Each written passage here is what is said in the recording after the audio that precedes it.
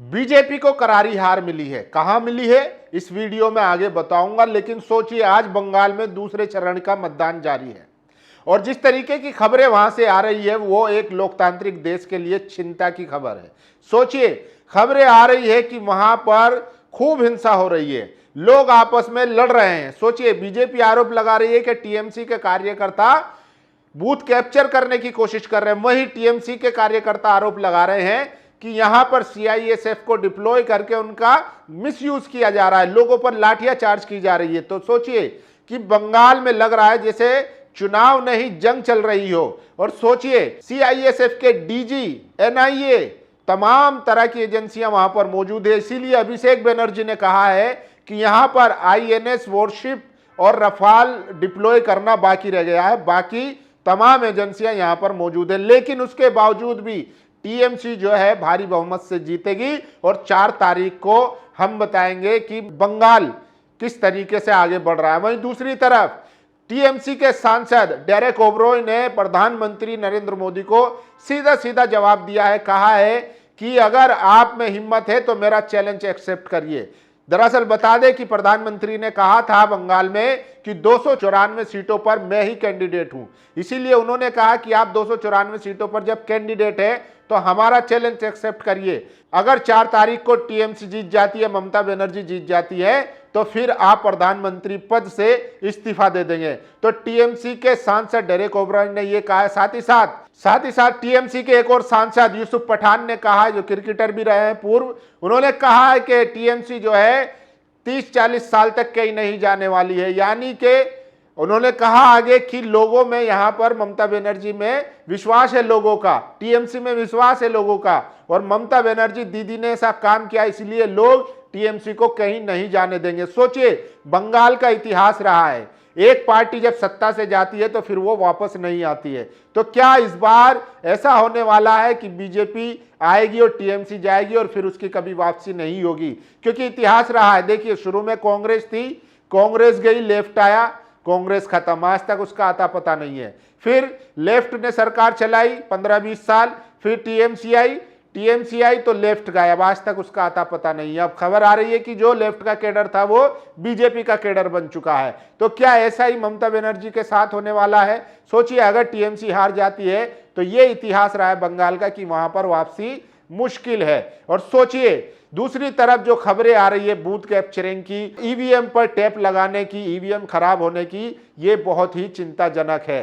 तो सोचिए बंगाल में आज दूसरे चरण का मतदान जारी है और ऐसे में ये खबरें आना कहीं ना कहीं चिंता का विषय है। सोचिए खबर आ रही है कि एक विधानसभा में बम से भरा हुआ बेगबीर पकड़ा गया है। तो आखिर देखिए चुनाव आयोग ने कहा था कि इस बार फ्री एंड फेयर इलेक्शन होगा, जो कि दिख नहीं रहा है कहीं भी, और जिस तरीके की खबरें आ रही है वो बहुत ही चिंताजनक है। और सोचिए बीजेपी के जो विपक्ष के नेता है शुभेंदु अधिकारी, वो जो है टीएमसी कार्यकर्ताओं से भिड़ गए। टीएमसी के कार्यकर्ताओं ने उन्हें घेर लिया, घेरने के बाद जय बांग्ला के नारे लगाए। उसके बाद उन्होंने सिक्योरिटी फोर्स बुलाई और वो फिर टीएमसी के कार्यकर्ताओं को दौड़ाते हुए नजर आए हैं और उसमें गालियां भी देते हुए दिखाई दे रहे हैं।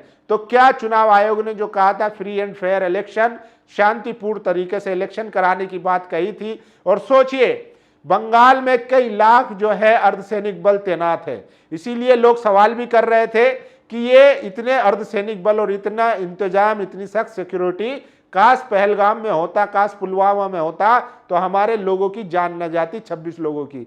सोचिए लेकिन बंगाल में चूंकि चुनाव है और चुनाव के वक्त में इस तरीके की सिक्योरिटी करना, वहां पर ऑब्जर्वर बनाकर भेजना आईपीएस अजय पाल शर्मा को, जिनके बारे में कई आरोप लगे हैं, उनके खिलाफ एक पेटिशनर सुप्रीम कोर्ट गया है कि इनको हटाया जाए। वहीं उनके खिलाफ फाल्टा में उनके खिलाफ एफआईआर भी दर्ज हुई है, एक महिला ने करवाई है, क्योंकि वो उनके पर आरोप लगा है कि वो घर पर जाकर धमका रहे थे, उन्होंने बदतमीजी की है। तो सोचिए वहीं प्रधानमंत्री जो है इस वक्त बनारस में मंदिर पर गए हैं, जहां पर उनकी तस्वीरें भी सामने आई है, किस तरीके से वो शिव जी का त्रिशूल लिए हुए खड़े हैं और डमरू बजा रहे हैं। इसके अलावा सोचिए जब जब राज्यों में वोटिंग होती है तब तक प्रधानमंत्री जो है वो किसी न किसी मंदिर का दौरा करते हैं। इसके क्या संकेत है, इसके क्या मायने हैं, और चुनाव आयोग क्यों खामोश रहता है? और लोग इसीलिए सवाल भी पूछ रहे हैं कि आखिर जब प्रधानमंत्री पूरा दिन मतलब ज्यादा अक्सर जो है वो इसी तरीके के काम करते हैं तो फिर उनका ऑफिस कौन संभालता है, ये सोशल मीडिया पर लोग सवाल पूछ रहे हैं। लेकिन जिस तरीके की खबरें आ रही है, टीएमसी के कार्यकर्ताओं ने शुभेंदु अधिकारी को घेर लिया, उसके बाद जो है फिर शुभेंदु अधिकारी उनको दौड़ाते हुए नजर आए हैं। और कई जगह अर्धसैनिक बलों द्वारा महिलाओं पर भी लाठीचार्ज किया गया है, जिसमें एक बच्चे को भी चोट आने की खबर आ रही है। तो टीएमसी के कार्यकर्ता और नेता आरोप लगा रहे हैं कि पूरा जो है दुरुपयोग किया जा रहा है सरकारी मशीनरी का।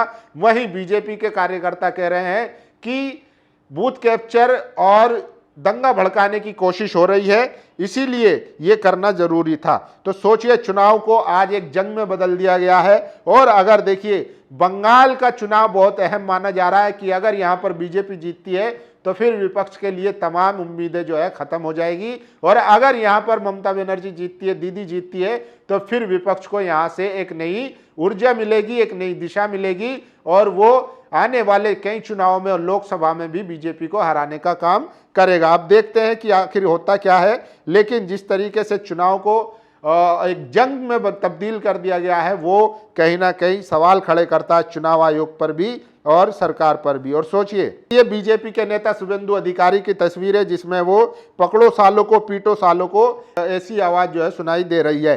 तो सोचिए कैसे किस तरीके से वहां पर एक अखाड़ा सा बना दिया है चुनाव को। और ये देखिए, टीएमसी के कार्यकर्ता जो है शुभेंदु अधिकारी को नारेबाजी कर रहे हैं जब वो अपनी विधानसभा में पहुंचे भवानीपुर में।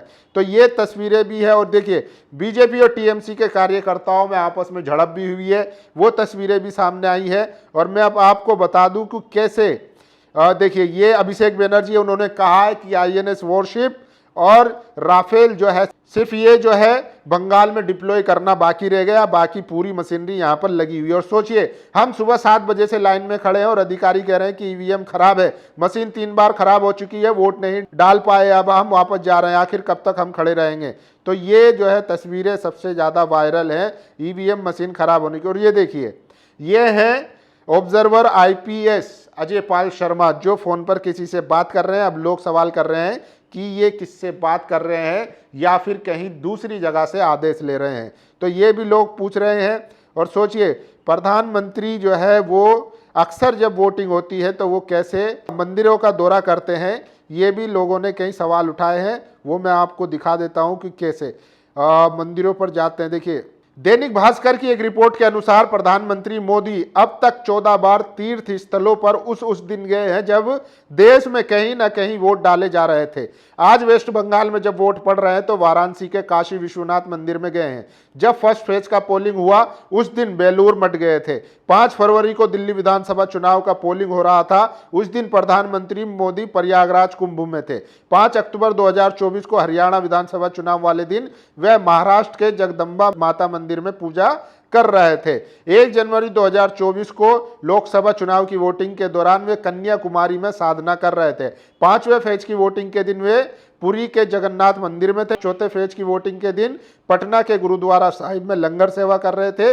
3रे फेज की वोटिंग के दिन 2 दिन पहले राम मंदिर अयोध्या में पूजा की थी। तो सोचिए, जैसे जैसे चुनाव होता है, वोटिंग होती है, उस दिन वो किसी ना किसी मंदिर में पाए जाते हैं। सोचिए, क्योंकि अब यूपी में अब अगला चुनाव होने वाला है, इसलिए वो काशी विश्वनाथ गए हैं। और देखिए, शुभेंदु अधिकारी खुलकर हिंदू के नाम पर वोट मांग रहे हैं और इनके खिलाफ ना कोई कार्रवाई है, कोई एक्शन नहीं है, कुछ नहीं है।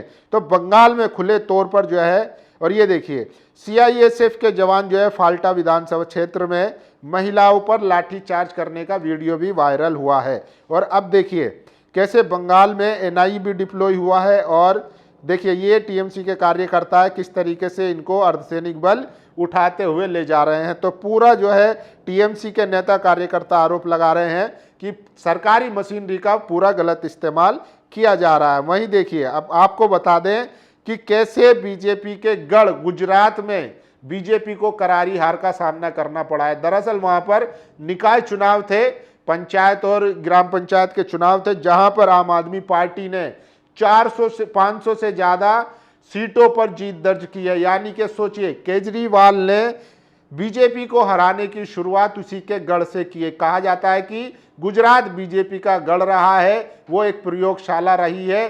वहीं पर सारी चीज़ें टेस्ट हुई है, फिर उसके बाद वो पूरे देश में फैली है। पहले कहते थे गुजरात मॉडल, तो गुजरात मॉडल आज जो है पूरा भारत देख रहा है। वो बंगाल चुनाव हो, लोकसभा चुनाव हो, या तमाम ऐसे जज, अदालत, तमाम जो लोग हैं, तो गुजरात मॉडल यही है। और इसी को देखिए, केजरीवाल ने इसलिए पूरी ताकत लगा दी है कि पहले गुजरात में हम बीजेपी को हराएंगे और वहीं से उसके पतन की शुरुआत होगी।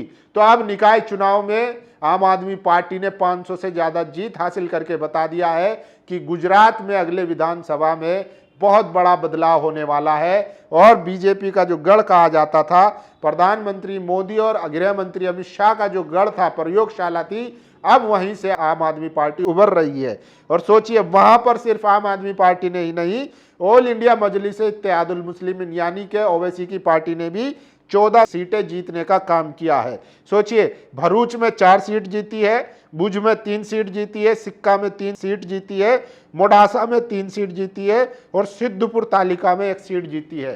तो गुजरात में हाल ही में हुए निकाय चुनाव में आम आदमी पार्टी ने बड़ी जीत हासिल की है, 500 से ज़्यादा सीटें जीती है। वहीं दूसरी तरफ MIM ने भी 14 सीटें जीती है। यानी कि बीजेपी के पतन की शुरुआत जो है वो गुजरात से शुरू हो चुकी है। आप लोगों को क्या लगता है, क्या गुजरात हराने के बाद देश भर में बीजेपी की पतन की शुरुआत होगी? आप लोग अपनी राय जरूर दीजिए। शुक्रिया। दस्तक की आपसे गुजारिश है कि अगर इसको बचाना चाहते हैं तो नेशनल दस्तक को सब्सक्राइब करने के लिए रेड कलर के सब्सक्राइब बटन को दबाएं, फिर बेल आइकन की घंटी दबाएं।